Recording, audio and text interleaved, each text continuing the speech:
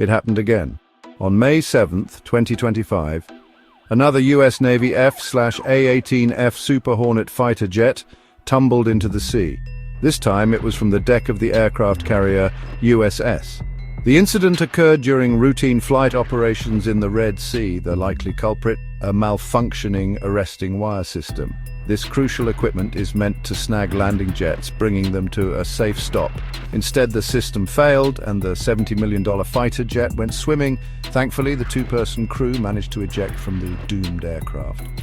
They were quickly recovered by a Navy helicopter. Both aviators sustained only minor injuries. This latest mishap marks the third time there has lost a fighter jet since deploying to the Middle East in September 2024.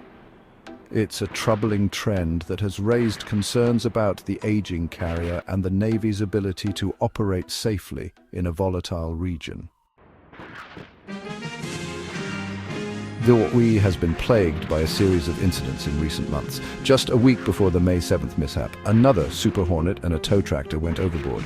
The ship was reportedly making a hard turn at the time, possibly to evade Houthi fire.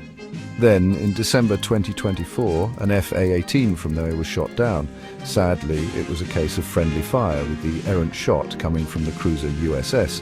These incidents are not isolated. In February 2025, they collided with a merchant vessel near Port Said, Egypt. The collision resulted in the relief of the commanding officer, and in 2022, another Super Hornet went down in the Mediterranean Sea, this time due to heavy weather.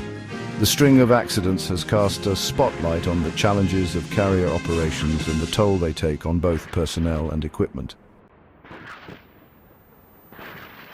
This deployment to the Middle East has coincided with heightened tensions with Iran and its Houthi allies in Yemen. The Houthis have repeatedly targeted US and allied ships in the Red Sea with missiles and drones. While the Navy has not directly blamed the Houthis for the recent jet losses, their presence in the region undoubtedly adds to the risks faced by and its crew. The Houthis claimed responsibility for firing on May 7th, just hours before the Super Hornet went down. However, the Navy has not confirmed whether the ship was actually attacked. Regardless, the incident highlights the dangerous environment in which it is operating. The threat posed by the Houthis adds another layer of complexity to the Navy's already challenging mission in the region. The loss of 3 fighter jets in less than a year is a significant blow to the Navy, both financially and operationally. Each Super Hornet costs upwards of $70 million to replace. The financial cost is significant, but the loss of experienced pilots and aircraft also impacts the Navy's readiness and ability to conduct missions. The Navy has launched investigations into each of the incidents.